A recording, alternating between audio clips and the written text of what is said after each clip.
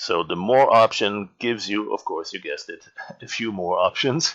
And there's also less if you want to hide that. So with the more options, you can see a couple of things. First of all, there's the sun somewhere. You can see from the image that it's shining from the left. So if we use the camera controls here, there is the camera move. That's by default where you are. And that would move you to the side or in. And with the right button, it would move you down into the ground. With the next option here, we have the camera, rotate the camera. So with this, we can see where the sun is actually located. And we can also see that it's very dark here, right? Because the sun is not shining on that area until we enable the global illumination. Now we have some sunlight, but also some skylight. The global illumination is coming from the sky. We can see the sky up here. And now this is where we want to get our own. So above the global illumination option, we have the sky menu. And this is where our Valiant sky is waiting. So now we have this bright spot here. It's a little bit high. We may want to bring it down lower. The bottom of the image that we have in the brush is actually right at the horizon. So something to keep in mind. But here is a beautiful sky and a second sun. Now we may want to make this one a big red giant. So let's change the color to a reddish tint. And I said a big red giant, so let's make it a much bigger one. So here we have two suns now.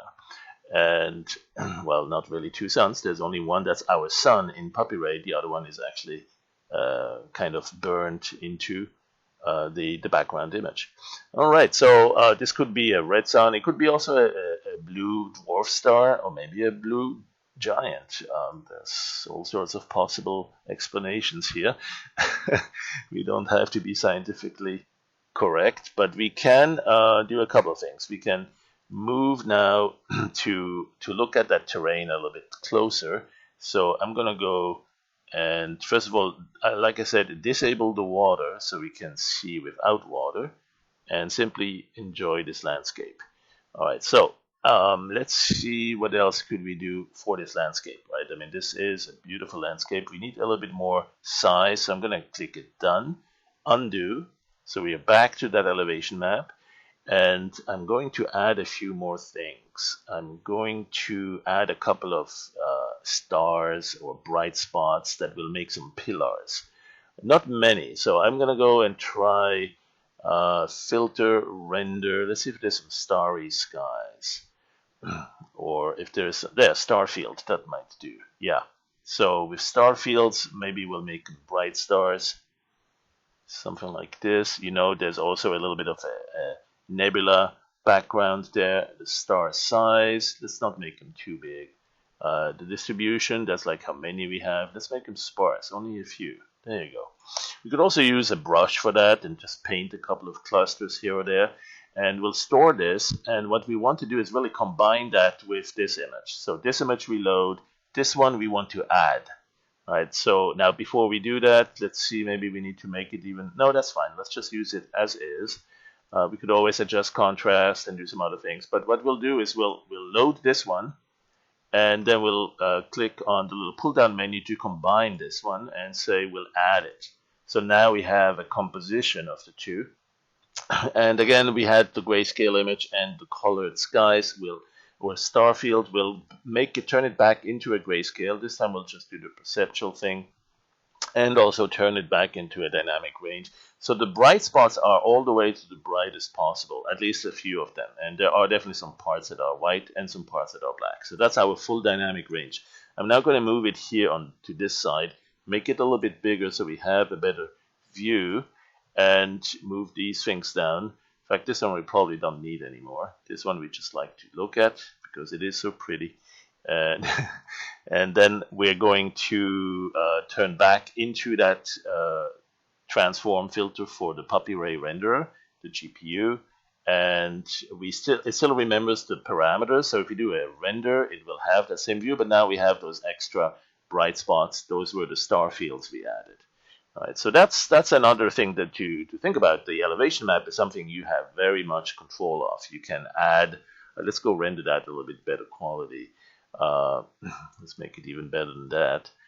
You can add a lot to the elevation map by painting on it, by adding some renders, by doing all sorts of things that will drastically modify it. You can add gradients that make it a slope. You can add, oh, and then also erosion. So let's go first, uncheck the anti-aliasing so it doesn't do multiple renderings, just one is fine. We will want to set the anti-aliasing here eventually to maybe 20 or something like that. And you know what, let's keep it in reason here. I'm on a slow PC.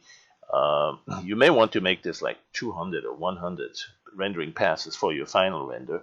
But one thing that I want to do also is add a little bit more terrain detail.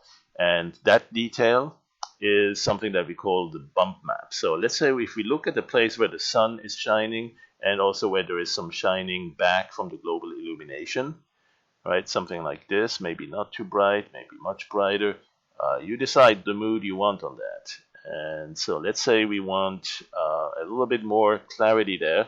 And then look at the bump map option here, right? So we have two tabs, the world and the render. And on the rendering side, we can add some bump map, something like a rocky look. And perhaps go to the rotation or to this option here for the camera zoom. So you make it a little bit of a wide angle. And when you zoom in that way, you can see a little bit better. Let's go rotate.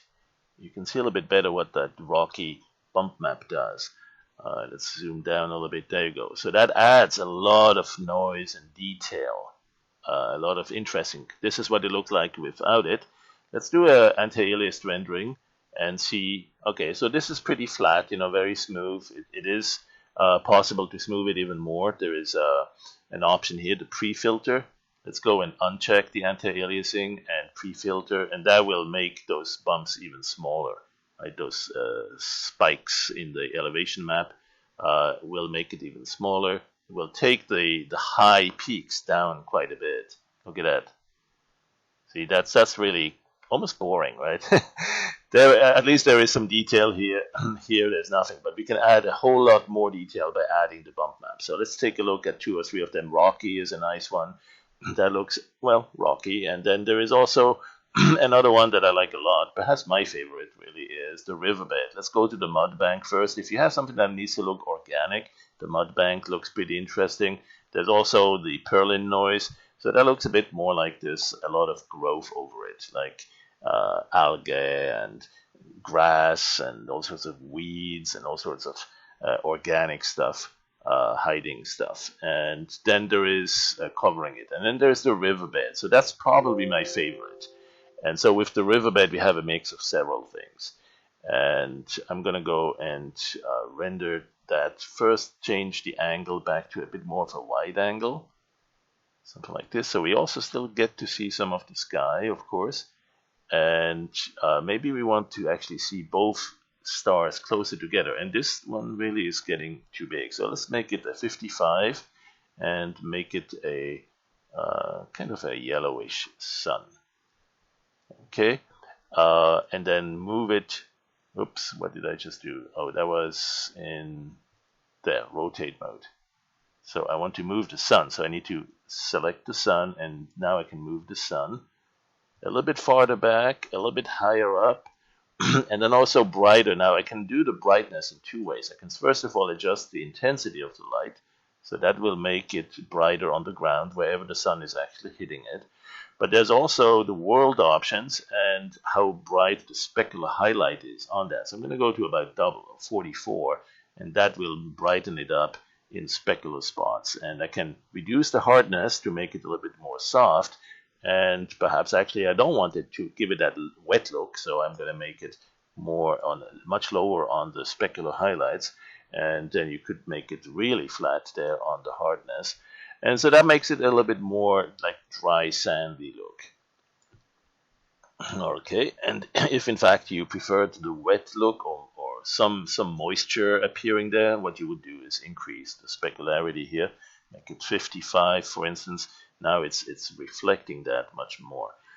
If you want to contain it, increase the hardness. So now you have only some parts starting to show. And that's a nice contrast distribution here. So that's adding a bit of depth to that as well. All right, so we have a landscape. Now do we want to add the water again? Maybe we do. Let's see what we can do if we add the water. Let's go to faster mode. That's the value noises. Let's see what that looks like. The water is down there. Great. That actually looks pretty neat.